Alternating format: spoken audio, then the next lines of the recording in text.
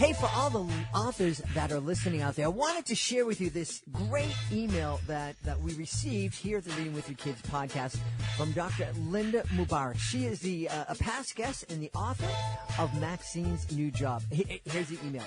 Dear Fatima and Jed, good news! Maxine's New Job has been nominated to receive the prestigious Henri Award at the 2018 Christian Literacy Awards for Outstanding Literacy Work in the Children's Book Division.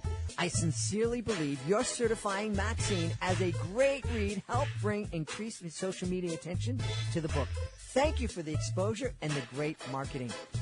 We are so happy for Dr. Linda Mubarak that her book, Reading with Your Kids Certified Great Read, Maxine's New Job, received this prestigious recognition. We would love to help your book receive that same kind of recognition. If you are interested in having your book considered for our Reading with Your Kids Certified Great Read program, please visit our website, readingwithyourkids.com. You can click on the contact button, send us a note, and we'll send all the information back to you, or you can go right to our Certified Great Read page on our website. It's fun, it's easy, and it is really an effective way to let the world know that your book stands out above all the rest. The Reading with Your Kids Certified Great Read program. Reading with Your Kids.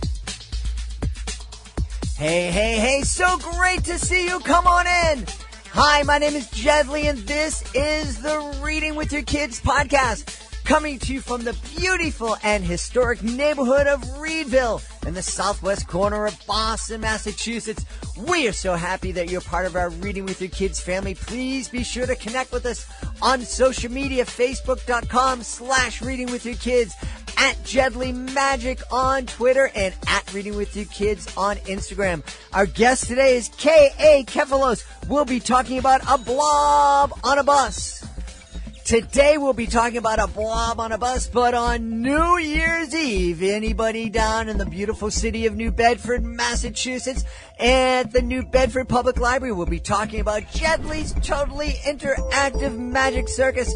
That's right, I have been invited back to help the beautiful city of New Bedford, the Whaling City, celebrate New Year's Eve once again. This is going to be, it's at least my 15th annual appearance. I think it's closer to 17th or 18th. I don't keep records really good, especially when we transition from paper to digital. I just lost all my paper stuff, and that's what we were on back then when I first started visiting New Bedford to celebrate New Year's Eve. One of the things I love, so many things I love about New Bedford, but I really love this event. There's so many things happening. In addition to my show, there are all sorts of family-friendly shows all throughout the downtown New Bedford area. They call it City Celebrates, and it really is a wonderful time. People come from all over the surrounding area to come in and celebrate and take part of this free, fun, and family-friendly event. You can find out more about it by going to newbedfordguide.com. Joining us right now from New York City, she is the author of a great new book. It is part one of a 3-book series. It's called A Blob on a Bus. Please welcome to the show, L A Kefalos. L.A., how are you? Hey, Jed, I'm doing well. How are you doing? I'm wonderful. I was telling L.A. it's a little bit warmer. It's almost balmy here in Boston at 40 degrees. Oh, geez. Yeah, I guess we're lucky that it's not, it could be a lot colder and we could have snow, so I'm thankful for that. I was joking with my wife this morning. We get up and as we were having breakfast, she said, oh, it's a lot warmer today. It's going to be 40. It's going to be great. And I'm thinking, gee, how quickly our perspective changed, and now we think that 40 is warm. A month ago, we would have been That's crying. Hilarious. Yep, that's it. It's all relative.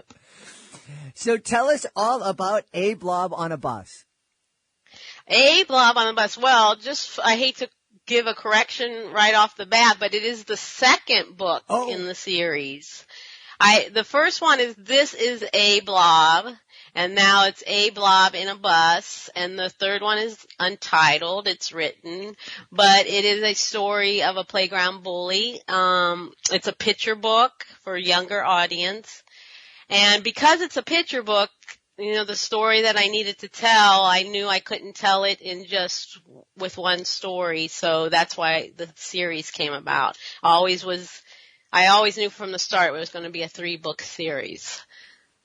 What was it that inspired you to pick up this topic? It's a really important issue. And the issue of bullying is one that I've been, kind of focused on as an educational magician since 2003. I think that was the first time a school asked me to create something around the issue. And once I created something, it's been, 99% of the bookings that I've had have been for me to come in and address the issue. So I'll be honest. Wow. My motivation was because a client called and said, "Hey, can you help us?" What was your motivation? You know what? It was really seeing. I could talk a little bit how I got into children's books or telling children's stories, Sure. but for This Is a Blob series, it was seeing social media. It was seeing all the stories on about children committing suicide because of bullying, the bullying they faced at school, and that just was heartbreaking. And it was like, something needs to be done about this. We need to start discussing it really at an early age, early at kindergarten, preschool, to keep this from happening. I mean, it's still happening, and it's an important subject. The word bullying, I think is thrown around too loosely though, like, just to inform people. I mean, that's part of the discussion, is informing people what bullying is. It is not necessarily someone calls you a name. They're not a bully. That, you just deal with that moment. Bullying is when somebody actually it's repetitive. It's somebody having power over you. So there's a definition. So, that was my motive, just seeing those heart-wrenching stories of children being bullied, and just wanting to just contribute to it, get that discussion started early. You bring up a really important point, because as I mentioned, in 2003, a school came to me and they had this issue, and the interesting thing about education is the focuses and initiatives kind of happen in one corner of the country, and it just kind of sweeps across, and you can almost watch it. And that's something that definitely happened with the bullying. It kind of my first call was from a school in Maine, and then it moved down into New Jersey, and then back up into New York, and as all the states took up initiatives to require the issue to be addressed in schools. And at first, people were very much aware of that definition, and that's what they were addressing. But it got to the point where everything became bullying. You didn't give me the right sandwich at lunch. That's you're bullying me. You're making me feel bad. Right. And that, all those, when people making other people feel bad, that's not great. But you have to understand what it is. And if you just call everything bullying, then it doesn't have any meaning anymore. Right. There's a danger to that. And I see that happening too, where people say, oh, that's not bullying. And it's interesting, just living here in New York City and talking about my book. I run into so many people that said that they were bullied. These are people in their 40s that were talking about going to public school in New York City and saying, yeah, you had to fight people. This one woman, actually just talked to her recently in the gym. She said every day when I got out of school, New York City school, she said there would be someone waiting around the corner to want to beat me and my siblings up. She said, I would tell my siblings to go ahead and I would sit and fight this person. Mm-hmm. And she goes, and I never told my mom. And that's just crazy to me, that was going on. But there's a real truth there where kids don't, for some reason, speak to their parents about what's happening at school. They keep it secret. And that's the other thing that I want my book to do, is get that out in the open, that we start talking, whether it's the mother reading the book to their child or a teacher reading it in school, where they can start talking about it. And that's the power of books, is when the kids can see themselves in the characters and open up those hard discussions. Mm-hmm. I think that's an important aspect of it as well. It's incredibly important. And I've shared this on the podcast. One of it was a really heartbreaking reality for me as I was doing all of these anti-bullying shows, especially in the early 2000s. My son was in middle school, and my son and my daughter would come out very often to these shows where I am talking to kids about that bullying is wrong and choose not to bully others. And if somebody is hurting you, to stand up and tell a teacher, tell an adult, tell somebody that you trust. And as it turns out, my son was being bullied in 6th grade. Oh my gosh. He didn't tell anybody about it. Didn't tell me, didn't tell my daughter, didn't tell my wife. He was kind of dropping hints. And we were kind of picking up on it, and we were watching and asking questions. And thankfully we were asking and watching questions, because that's how we, kind of found out about it. I wonder if we had, at that time, if we had a book, a story, because my son was very much into story. If we had a book, a middle grade book that was similar to your book, where we could have sat down and just read the book to my son, if maybe that would have made him feel more comfortable, just to kind of reveal what was happening to him and his other classmates. You know what? I think so. That's one of the things this book comes with a free discussion guide that makes you ask questions. What did you think when you first saw the bully? Actually, A Blob on the Bus has four characters. The bully, it has the victim, it has bystanders, and it has the upstander, the person that stands up to the bully. And if you can get the child to see themselves in any one of those characters and start discussing it, especially at home, maybe what happens in the school, maybe they'll take it home to their parents, but you start that discussion as a parent at home, and maybe you'll find out things. You doing that, you going to schools, you were aware, so maybe you knew the things to look for at home in your child, where somebody that is not aware. The thing that I can equate it to, like books opening up, like I have to go back in my childhood, and one of the first books I read, E.B. White's Charlotte's Web, is one of the great writings. I'm sure a lot of people, and it talked about the death of the spider, Charlotte's Web, which is a huge subject. Right. And I can remember talking to my mom about that after reading that book, where you start, I felt horrible. It was so sad that she died. And then that started that discussion. So I'm sure that I see the power in the books where you can start the discussion of bullying. And Jed, I have a question for you. Why do you think that kids don't come home and tell their parents? Have you, with all of the work that you're doing in the schools, have you figured out that part of it? I haven't figured out how to tie my shoes in the morning so that they don't come untied as I'm walking. Velcro. Yeah. It has a lot to do with the personalities of kids. I mentioned my son and my daughter. Early on, when both kids were younger and they were kind of early, I got them on computers early on, and we were monitoring them and everything. But somebody reached out to my daughter in a very creepy way, sent her a message online, and it terrified her. The person didn't identify themselves. And my daughter's first reaction was to come up and to tell me. My son was with her at the time. I think they were maybe 4th and 3rd grade or 5th and 3rd grade. My son was with her at the time, and he said, "No, don't say anything." And my daughter was like, "Forget that," and came right upstairs and talked to us. So I think that's part of it. Part of it, I think, is personality-wise. I think a lot of it, and I think a lot with my son, because we would ask him if we saw something that was going on, "Hey, is there anything happening right now?" And I think part of it is that, I can deal with this on my own.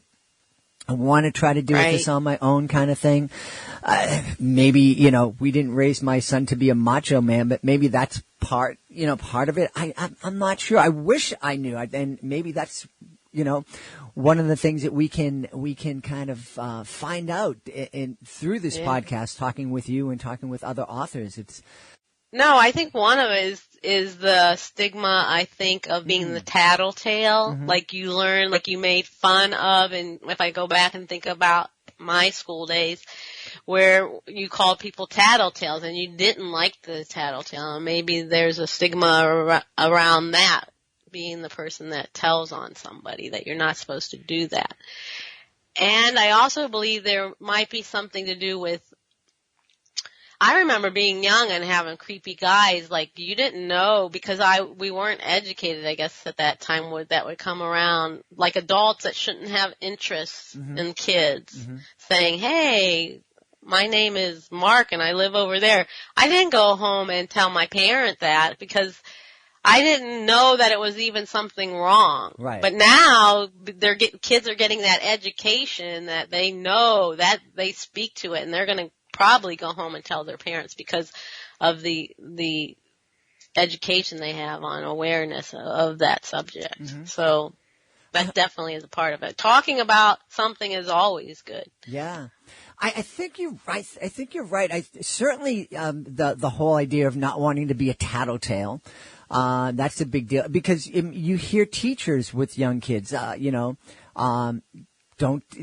just tell kids, don't tattle, Right. Oh, yeah. And I think it's hard for teachers because, you don't, there's no need for you to complain to the teacher about everything, and you should try to work some things out. But but you don't want to give kids any kind of signals that they shouldn't be talking to an adult. Right. It's interesting because I remember a story on NPR where one teacher because so many kids were tattling on it, she got tired of it, that she put a fake phone. They had a phone, like a red hot phone that you could call, and they started recording the kids. And the kids, instead of tattling to the teacher, they would just go and tell the phone what kid did something wrong to them. It was hilarious because some of them were just crazy innocent things. Mm-hmm. But maybe, we have to be aware of what we're saying to kids. Don't tattle, because it could be a big thing where somebody's bothering you. The other thing I think it might be too is you were talking about not knowing that creepy guy that was showing interest in you was creepy, because kids are all taught to be friendly and kind and whatnot. I think, maybe with a lot of kids, they don't realize, especially when it comes to girls, and the way that they bully each other. There's a lot of subtle bullying that goes on that, you may not realize, if someone's criticizing the way you dress, or, and doing it in a kind of snide, kind of almost camouflage way. And I think the same can be said with interactions of how guys interact with each other. It's like, he's not necessarily threatening me and with a fist in my face, but the way that he's speaking to me is making me feel afraid. And is it me or is it him? Or and maybe more education will really help the kids. Right. And with social media too, you talk about that. That is like where you start making fun of, like, as you say, the girl, making fun of how they dress or whatever. That was one of the stories I read. It was actually I'm originally from Ohio, and I think it was in Cleveland, where a little girl killed herself because she was being taunted. I think she had moved from Europe, and she was being taunted at school on her clothing, the way her mom dressed her and sent her to school. Mm-hmm. And that was one of the stories that was just in the back of my mind. So, Yeah, like in social media too now, that just adds to the equation something that we didn't have to deal with when we were in school, and now it's going on where the person doing it maybe doesn't see the harm they're doing and the power of the words. So that's one of the things with A Blob on a Bus, This Is a Blob. Those are the discussions that I want to happen when you see A Blob is this bully that is calling people names, that is getting physical, and get the kids talking about that. And reading the book is one thing, but taking the discussion to the next level and let them see themselves in the book. One thing I did with the book and I wanted to do with the book is, if you notice the pictures, it's a very diverse group of kids. I wanted a child to be able to open the book up and easily find themselves in one of the characters. You know, it's not a bunch of white kids or not all boys. It's a good mixture. And, I think that's important, is the diversity that you're offering in the books and the illustrations. So Jeffrey Burns is our illustrator on A Blob on the Bus, and he did a great job doing that for me, getting that diversity on the pages.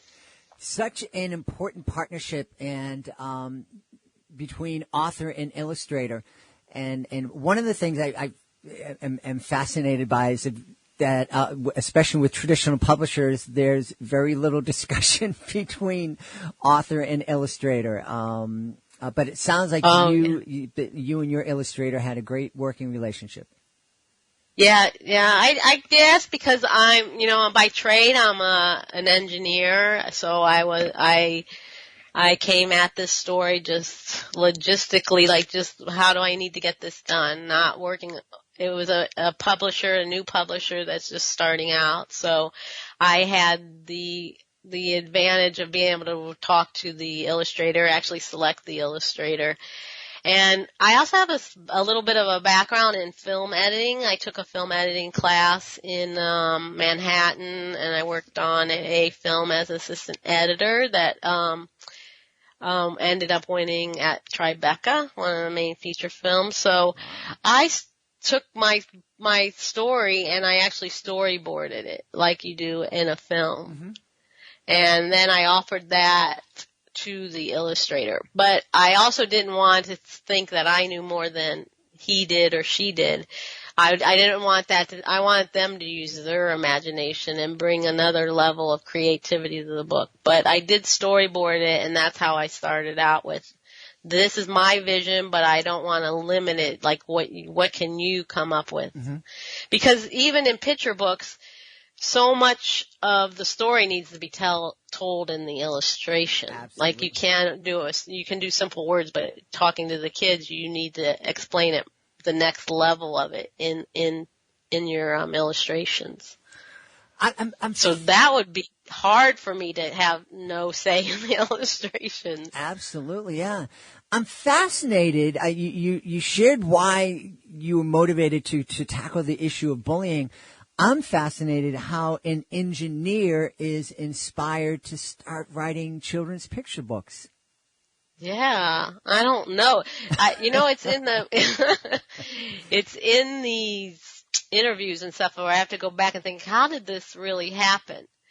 And, as a kid, I was a big reader. Oh my God, I loved the library. Can you remember the day that you discovered the library, how magical that day was? Like all these books, and you got to take them home for free. So I was a big reader, and I think it was 8th grade, we were asked to create our own picture book or our own story where we had to illustrate it, write the story. And I can remember I came up with one about field mice and being warned by the mother not to go out and wander into the field because the tomcat, it was sort of like a M. Night Shyamalan's The Village, like, don't go out there, there's something scary out there. And I held on to that book for a long time. It may still be at my father's house, I don't know. That was the first where I remember just enjoying doing that. And then somewhere I got the idea early, like maybe I was already studying engineering, where I thought I would like to tell stories to kids and teach them lessons. And I wrote this huge story about this character I have as Alexandra the Great Pretender, and she actually appears in the story as the upstander in A Blob on the Bus, but she's younger. I wrote a story of teaching American history, and my idea was that I was going to animate it. But it was so big, and I was so unrealistic and so naive that I didn't realize how much went into animating. Mm-hmm. So I actually wrote a smaller story and with the same character called Crockpots and Wildebeests. You can find it online. You can find it at my website, thisisablob.com. And it's the story about the power of the library, or a child discovering a library. So that was like my introduction into telling stories for children. And actually the animator I found, he is Dan Forgione. He's actually now a director at DreamWorks. So ooh. I got to afford him when he was affordable. So that's a pretty cool thing. And so that's how I started. I don't know what made me want to do that. I just did that, and then that the being aware of kids killing themselves because of bullying is what brought on the series A Blob. And actually right now I'm writing my first chapter book.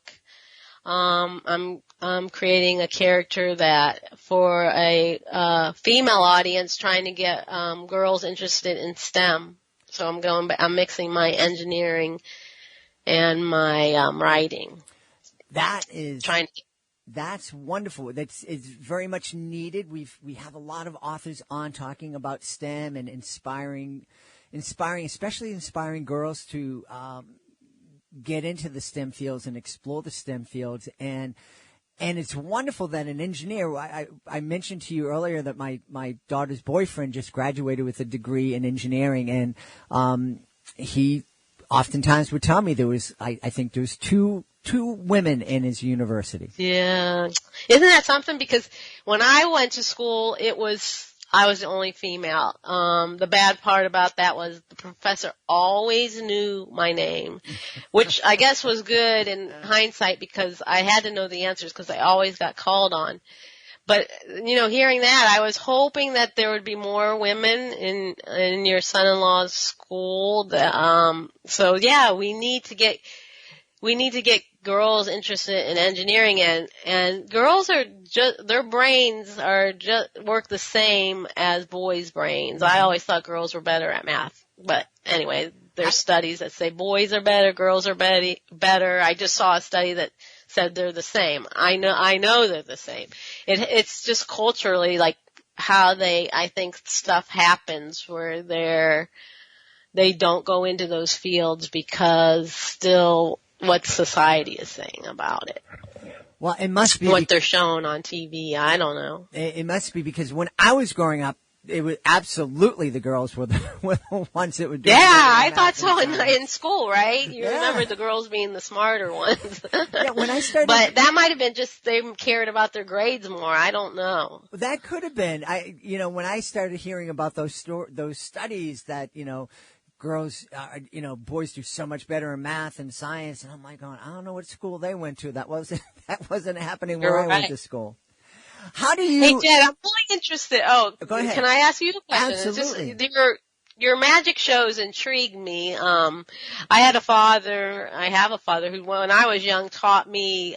We did magic tricks and taught me sleight of hand and all that stuff. And so, how did you get into the magic trick field, and also visiting schools? That if I go back and think, there's certain things I remember. There's a lot of things I forget from my past, but the shows from elementary school, that was such a highlight, and it's like those are the things I remember. Those are the things that stick in my brain for some reason. So you're doing two things that really I'm intrigued by, the magic and also visiting schools. I think that has to be just a wonderful experience. Well, it's been such a blessing, and to answer your first question, I got into it by accident.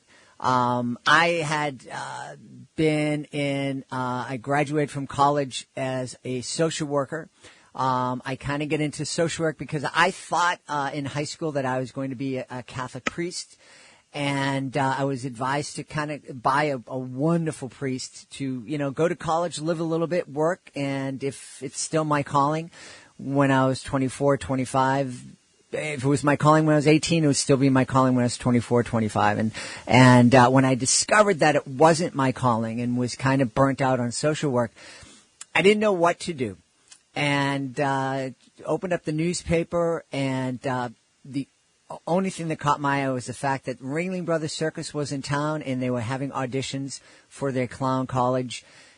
And I thought, this is what I'm supposed to do. But I went to the audition, and I went to the audition. It was a year-long process. I did really well. They invited me to go down to Madison Square Garden and audition down there and at a couple of other arenas. And in the interim, while we're waiting to hear back from them, I started completely out of my experience, started studying different theater disciplines and doing really well, and had always felt comfortable in schools with my human service background, and just started doing some going into inner city schools and saying, hey, I get this thing, and can I use my talent that I'm trying to develop to help you address anything going on here at the school? And so I did that for about a year for free, and it just kind of grew. And initially it was just a lot of clowning with slapstick, and kids loved that part, but the teachers didn't like that. The hitting and the falling on the floor, falling off the stage.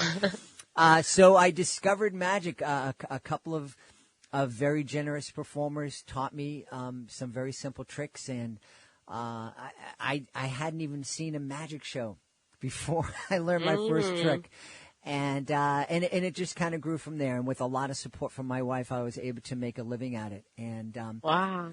And there are very often times when I'll be at a public event. It happened. About a year or so ago was the last time it happened. I was at a public event. My beautiful wife was with me, and these three very young women, maybe 22, 23, saw me. I came off the stage. They came over, and they started jumping up and down and hugging me, and my wife is looking at me going, what's going on? And they're like, oh, we remember seeing Jedley when we were in 4th grade. It was so wonderful. That's funny. It really does. You remember those people that came to your school and you thought they were just like, oh my God, it was like amazing. That's a cool story. That's really interesting how you got into that. Yeah. Slowly but surely. Yeah, it really was, like I said, it really was a blessing. I felt like I was led to it, and I'm very thankful. And I've had some amazing experiences on stage, and hopefully we were able to inspire some kids along the way. I know I've certainly been inspired and grown by it, and it's enabled us to take our family around the country and to Puerto Rico, and so that's wow. a wonderful journey. Wow. So I need to go. I watched some of the stuff on YouTube, so I need to go look at some of the bullying stuff. Excellent. Get familiar with that. Excellent. Well, in the meantime, we want everybody to go and check out A Blob on a Bus by L A Kefalos. Where you mentioned the A Blob, This Is A Blob.com. Are there other places where folks can connect with you online? They could go to Amazon.com to get the book. There's also Laughing Leopard Press that has some, they can download I think for free they can download the discussion guides. And there's a contact on This Is A Blob. They can write that and I'll get an email. So. Awesome. Yeah, I would love, I do the full-time engineering. I would love to be able to start visiting schools, but we got to see what, I have to figure out how to do that with my engineering job. So. Well, if we can help you with that, we absolutely will. In the meantime, we've been having a great time speaking to the author of A Blob on a Bus, L A Kefalos. L.A., thanks so much for being on the show. Oh my God, Jed, thank you for having me. It was a lot of fun. Please be sure to join us for the next edition of the Reading with Your Kids podcast. Our guest will be Judy Gillum. She'll be talking about cracked and patched family. That's the next episode of the Reading with Your Kids podcast. Hey, also, please be sure to join us in New Bedford, Massachusetts, New Year's Eve at New Bedford Public Library. I will be part, Gently's Totally Interactive Magic Circus will be part once again of City Celebrates. New Year's Eve celebration in New Bedford, Massachusetts. All sorts of free family fun throughout the downtown area. Check it all out. You can find out more by going to newbedfordguide.com. We want to thank the folks who made today's show so very wonderful. Of course, we want to thank L A Kefalos. Be sure to check out A Blob on a Bus. I want to thank my amazing producer, Fatima Khan, for all she does for the podcast. Don't miss her blog. You can find it at readingwithyourkids.com. I want to thank my amazing, beautiful wife for all the support that she gives me. I want to thank you. You are part of our beautiful, amazing Reading with Your Kids family. Thank you so very, very much. Thank you in advance for leaving a 5-star review wherever you find your podcast. Apple Podcasts, Google Podcasts, iHeartRadio app, Podchaser, Podbean, Himalaya. There's so many different podcasting directories out there where you can find your podcast. Hey, it would really help. Leave a 5-star review on all of them. That would be amazing. I also want to thank you most of all for taking the time to make the world a better place, and you do that every time you read with your kids. I'll be looking for you in the next edition of the Reading with Your Kids podcast.